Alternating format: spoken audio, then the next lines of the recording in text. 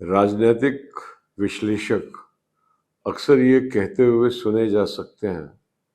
कि 1971 में पूर्वी पाकिस्तान का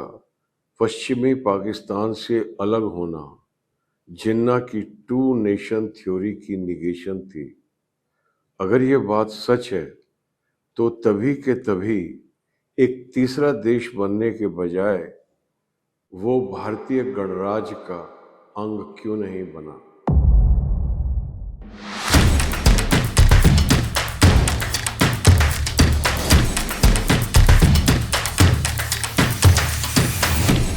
पश्चिमी बंगाल के चुनावों के परिणाम आकर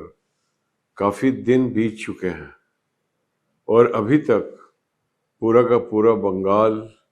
और देश उसी के यूफोरिया में जी रहा है। ममता बनर्जी ने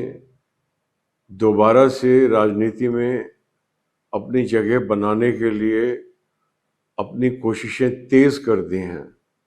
और वो इन चुनावी परिणामों को लेकर कोर्ट तक पहुंच गई हैं। और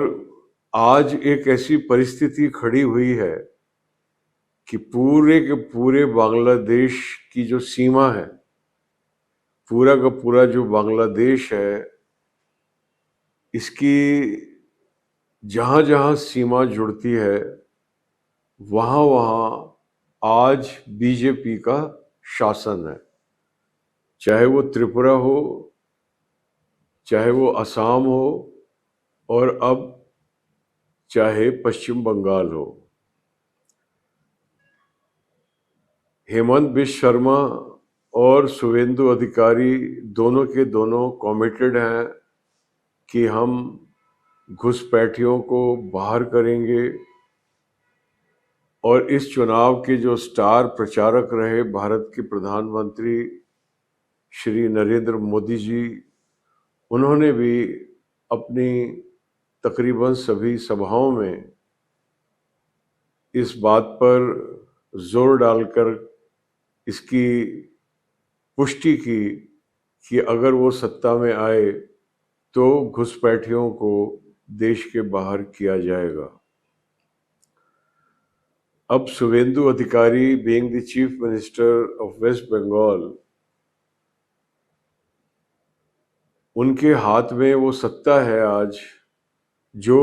उनका मैनिफेस्टो है और उनके मैनिफेस्टो के अनुसार उनको बांग्लादेशी और रोहिंग्या घुसपैठियों को बंगाल से बाहर खदेड़ना है। अब उन्हें खदेड़ कर बंगाल की खाड़ी में तो नहीं डाला जा सकता, जाहिर है कि उन्हें वापस उनके देश भेजा जाएगा। अब उनका देश उनको रिकग्नाइज करेगा कि वो ओरिजिनली वहाँ के इनहैबिटेंट्स है कि नहीं, ये कौन रिकग्नाइज करेगा। और अगर वो नहीं रिकग्नाइज करेंगे तो इसके क्या परिणाम होंगे, हम अभी देख सकते हैं कि बांग्लादेश में उग्र प्रदर्शन चालू हो गए हैं प्रो ममता बनर्जी और एंटी बीजेपी। इनकी फुटेज आप सोशल मीडिया पर देख सकते हैं। और जब भारत से बांग्लादेशी और रोहिंग्या घुसपैठियों को वापस भेजा जाएगा, जब एनआरसी सीएए लागू किया जाएगा और उसके विरोध में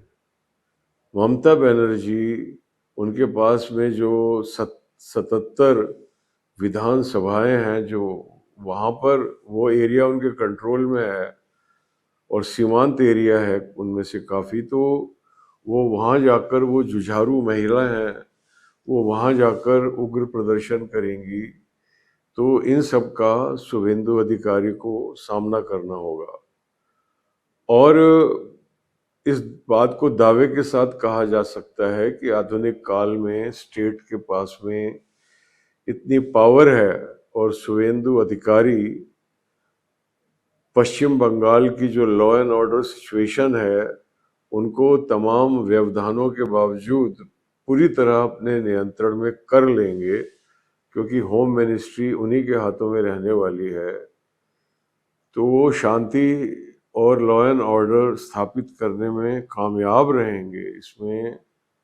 कोई शक नहीं है। लेकिन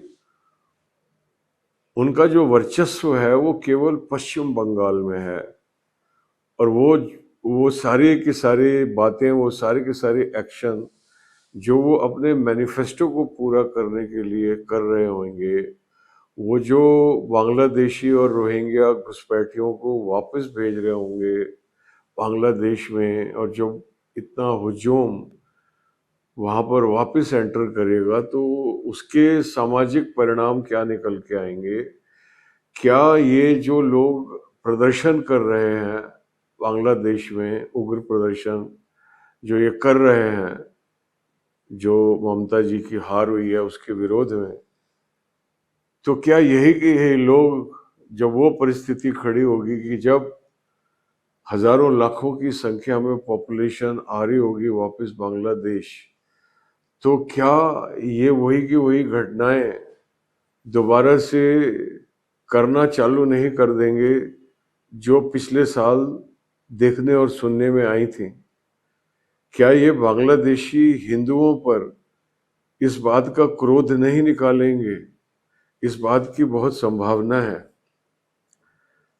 तो फूक फूक कर कदम रखना है, लेकिन एक